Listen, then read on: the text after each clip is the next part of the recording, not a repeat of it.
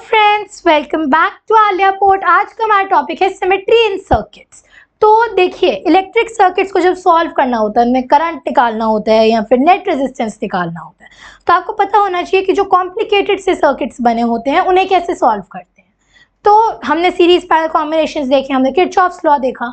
एक और चीज़ होती है, अगर आपका सर्किट सिमेट्रिकल है तो फिर आप दो चीज़ों पे बेस कर सकते हो। First of all you have voltage symmetry या फिर जिसे हम फोल्डिंग सिमेट्री भी कहते हैं। तो सबसे पहले फोल्डिंग सिमेट्री क्या होती है? मान लो मैंने कुछ ऐसा बनाया, राइट? तो ऐसा, और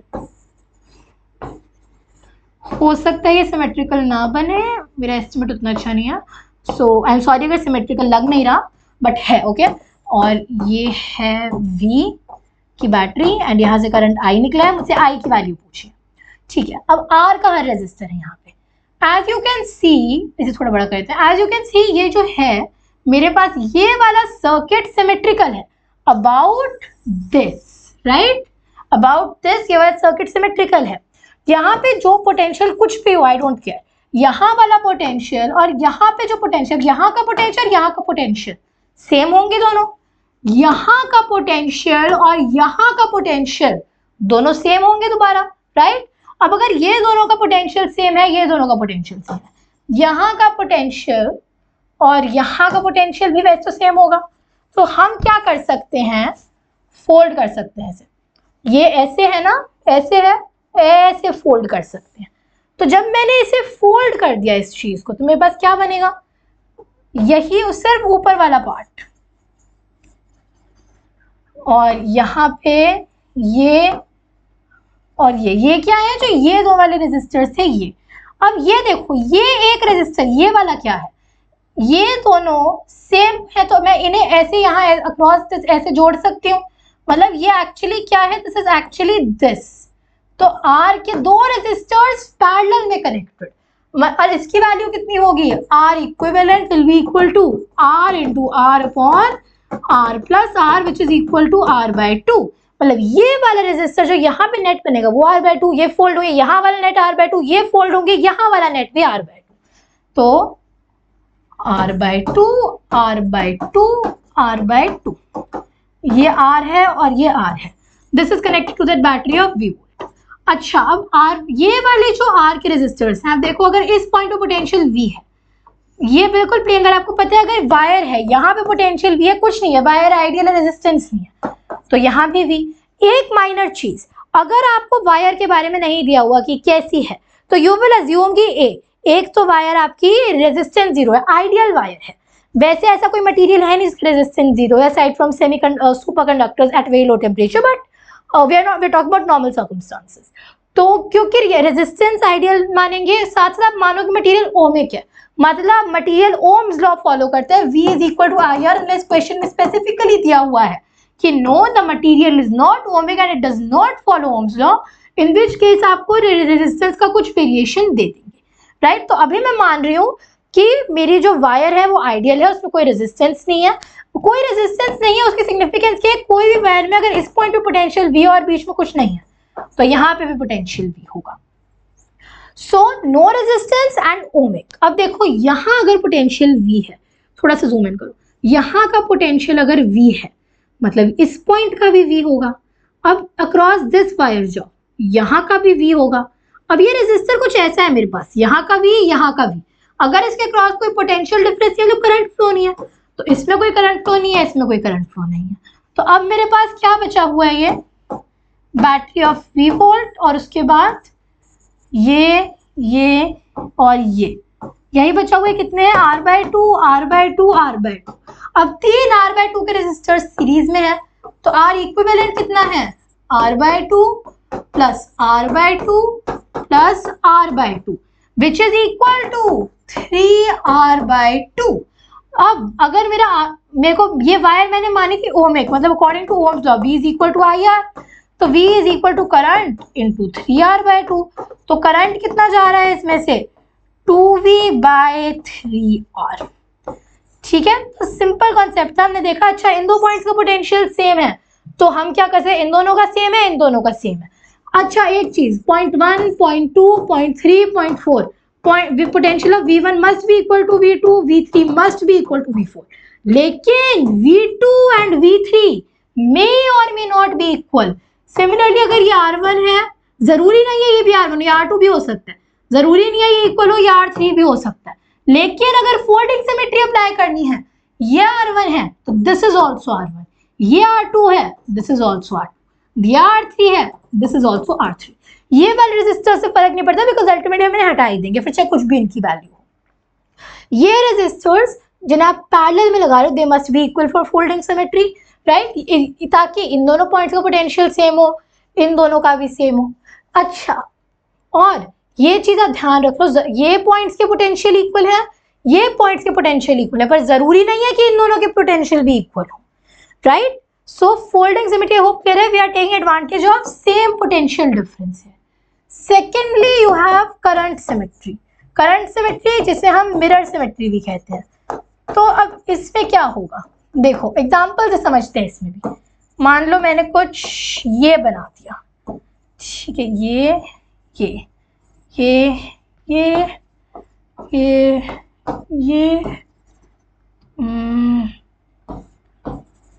सिमेट्रिक हो जाएगा, यहाँ खींच दो एंड यहाँ खींच दो, राइट।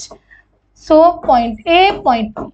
अब यहाँ पे देखो, आप सोचोगे बस ये बनाओ और दोबारा फोल्डिंग सिमेट्री करो, कर सकते, बट नहीं, we will do mirror symmetry. अब वो क्या है, यहाँ पे देखो across this line which is perpendicular. अच्छा, एक चीज, फोल्डिंग सिमेट्री में we see symmetry parallel to nodes. Nodes क्या है यहाँ पे, ये इनके पैरेलल, देखो ये बिल्कुल हम देख रहे हैं, इसमें we will see symmetry perpendicular to nodes, perpendicular to nodes. यहाँ पे ऐसे 90 डिग्री एंगल है, परपेंडिकुलर देख रहे हैं। अब यहाँ पे देखो, करंट जितना इस पॉइंट पे है उतना इस पॉइंट पे है, जितना इस पॉइंट पे है उतना इस पॉइंट पे है, जितना इस पॉइंट पे है उतना इस पॉइंट पे है, जितना इस पॉइंट पे है उतना इस पॉइंट पे है। फोल्ड कर दो, राइट, मतलब ऐसे है ऐसे कर दो, ऐसे है ऐसे कर दो। वंस अगेन सिमेट्रिकल होने चाहिए, ये आर है तो ये आर, ये आर है तो ये आर, ये आर है तो ये आर, ये आर है तो ये आर, ये आर है तो ये आर। जरूरी नहीं है सब इक्वल हो, पर ये दोनों इक्वल होने चाहिए, ये दोनों, ये दोनों, ये दोनों, ये दोनों, जो ओवरलैप करेगा वो इक्वल होना चाहिए, नहीं तो वो सिमेट्री नहीं होगी। इसे फोल्ड जब हमने किया, देखो इसमें जितना करंट है उतना ही इसमें करंट है। अब सेम करंट वाले कौन सा अरेंजमेंट होता है, सीरीज अरेंजमेंट।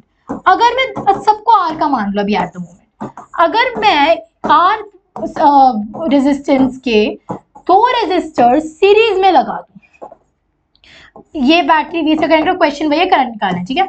अगर मैं दो आर के रेजिस्टर्स सीरीज में ऐसे लगा दूं, आर आर, तो नेट क्या बनेगा, सीरीज में अलजेब्रिक एडिशन होती है, R plus R is equal to 2r।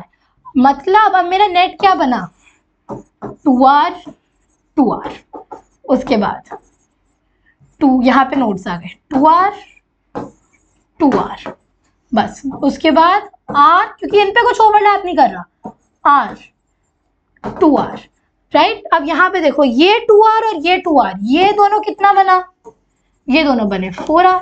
Similarly ये 2r और ये 2r, ये दोनों कितने बने 4r। ये 2r, ये r और ये r, ये कितने बने 4r। ये सब कैसे कनेक्टेड है, पैरेलल में, राइट। अब अगर मैं 3 4r के रेजिस्टर्स पैरेलल में कनेक्ट करूं, तो मेरा r इक्विवेलेंट कितना है, 1/1/4r plus 1/4r plus 1/4r which is also equal to 4r/3। तो यहाँ पे मेरा जो इक्विवेलेंट रेजिस्टेंस आ रहा है that is 4r/3। v is equal to IR लगा दो, v is equal to current into 4r/3 which means current is equal to 3v/4r, simple as that। तो हमने मिरर सिमेट्री में क्या किया, हम देखा perpendicular to the nodal plane कैसे, अगर सिमेट्री है तो हम ऐसे, हम मिरर बन रहा है, यहाँ पे मिरर क्यों, मिरर इमेज है, ऐसे किया, सेम करंट तो सीरीज, तो 2r 2r 2r, राइट। अब देखो, ये तो हमने मिरर सिमेट्री का सवाल देख लिया, एक हमने देख लिया उसका क्या कहते हैं, एक हमने मिरर सिमेट्री का देख लिया और एक हमने देख लिया फोल्डिंग सिमेट्री का, मिक्स भी आते हैं। सो इमेजिन क्या किया हमने, ये ये इसमें दोनों फोल्डिंग सिमेट्री भी यूज होगी एंड मिरर सिमेट्री भी यूज होगी। 1 2 3 4 5 6 ओके। ये मैंने बना दिए 2 points. This is V volts. तो अल्टीमेटली मुझे इसमें करंट की वैल्यू निकालनी है, ठीक है। ओके अब हर रेजिस्टर R का मैं मान के चल रही हूँ। सबसे पहले फोल्डिंग सिमेट्री देखते हैं। ये सेम रेजिस्टर जितना पोटेंशियल यहाँ है उतना यहाँ है, जितना बिल्कुल यहाँ है उतना यहाँ है, जितना यहाँ है उतना यहाँ है, जितना यहाँ है उतना यहाँ है। फोल्ड कर दो इसे ऐसे, तो अब मेरे पास क्या बना 1 2 3 4 5 6, ठीक है, और 7 8, कुछ ऐसा बना मेरे पास यहाँ पे।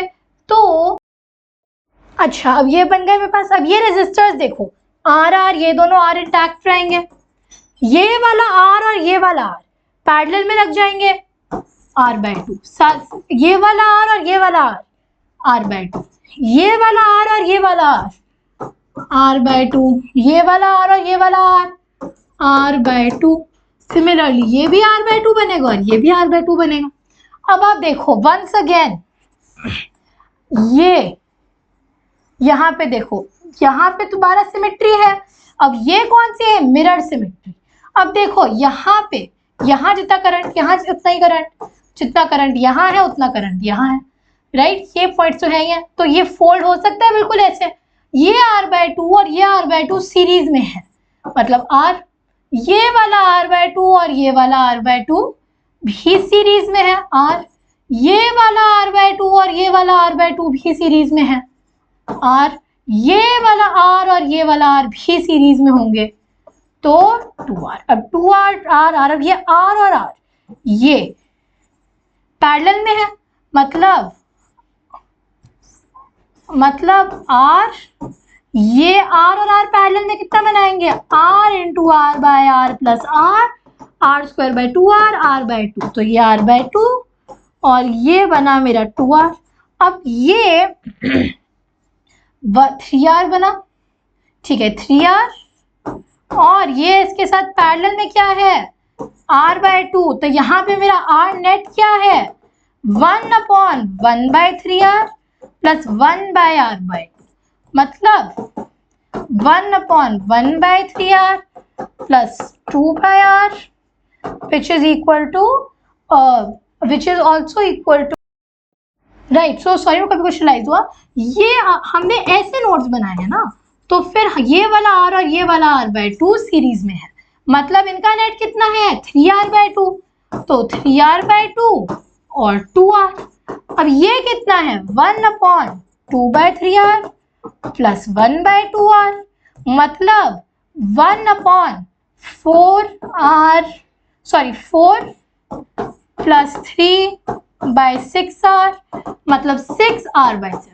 मेरा नेट रेजिस्टेंस कितना है 6R/7। अब V volt is equal to current into 6R/7। Current कितना 7V/6R एम्पियर। तो हो सकता है क्वेश्चन में सिर्फ फोल्डिंग सिमेट्री यूज करनी हो, so you look for symmetry along the nodes. Mirror symmetry you look for symmetry perpendicular to the nodes. दोनों के मिक्स क्वेश्चंस भी आ सकते हैं।